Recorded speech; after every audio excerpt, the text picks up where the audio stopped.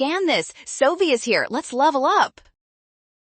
Aggregate demand and short-run supply curves are crossing right now. We need to find what is necessarily true at this specific intersection point. Let's go. First, recognize that the intersection of these two curves represents the point where total spending equals total production. This specific balance defines the current state of the economy's output and price. Next, we must understand that this intersection does not guarantee full employment or resource utilization. It simply means the market has reached a temporary balance known as a short-run equilibrium point. Option E describes the situation. The economy is in short-run equilibrium whenever these two curves meet. This is our final answer.